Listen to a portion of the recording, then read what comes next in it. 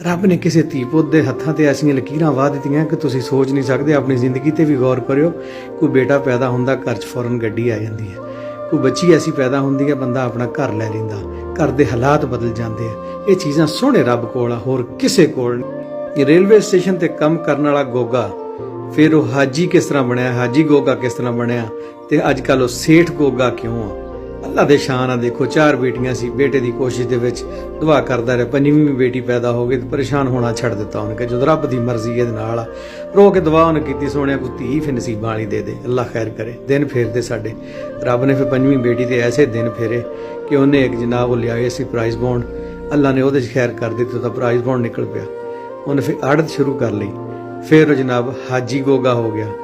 ਫਿਰ ਜਨਾਬ ਕੁਛ ਦਿਨਾਂ ਬਾਅਦ ਜਨਾਬ ਜਦੋਂ ਉਹਨੇ ਇੱਕ ਆਪਣਾ ਫਲੋਰ ਮਿਲ ਲਾ ਲਈ, ਫਲੋਰ ਮਿਲ ਲੱਗਣ ਦੇ ਨਾਲ ਇੰਨਾ ਪ੍ਰੋਫਿਟ ਰੱਬ ਨੇ ਉਹਨੂੰ ਦੇ ਦਿੱਤਾ ਕਿ ਬੰਦਾ ਸੋਚ ਨਹੀਂ ਸਕਦਾ। ਲੋਕਾਂ ਦਾ ਅੰਨਾ ਟਰਸਟ, ਲੋਕਾਂ ਦਾ ਕਰੋੜਾਂ ਰੁਪਈਆ ਦੀ ਬਲਕਿ ਅਰਬਾਂ ਰੁਪਈਆ ਉਹਦੇ ਕੋਲ ਪਿਆ ਰਹਿੰਦਾ ਸੀ। ਲੋਕਾਂ ਫਸਲਾਂ ਲੈਣੀਆਂ, ਜ਼ਰੂਰਤ ਦੇ ਪੈਸੇ ਲੈ ਜਾਣੇ, ਬਾਕੀ ਹਜ ਗੋਗੇ ਕੋਲ ਪਏ, ਸੇਠ ਗੋਗੇ ਕੋਲ ਪਏ। ਹਜੇ ਤੱਕ ਵੀ ਉਹਦੇ ਬੈਂਕਾਂ 'ਚੋਂ ਪੈਸਾ ਮੁੱਕਦਾ ਹੀ ਨਹੀਂ, ਨਾ ਉਹਦੀ ਆੜਤ ਤੋਂ ਪੈਸਾ ਮੁੱਕਦਾ।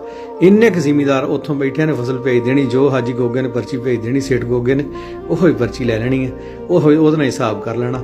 ਲੋਕਾਂ ਦਾ ਕਰੋੜਾਂ ਰੁਪਈਆ ਉਹਦੇ ਕੋਲ ਪਿਆ, ਲੇਕਿਨ ਟਰਸਟ ਉਹ ਵੀ ਨਹੀਂ ਕਿਸੇ ਦਾ ਗਵਾਉਣ ਡਿਆ ਹੈ।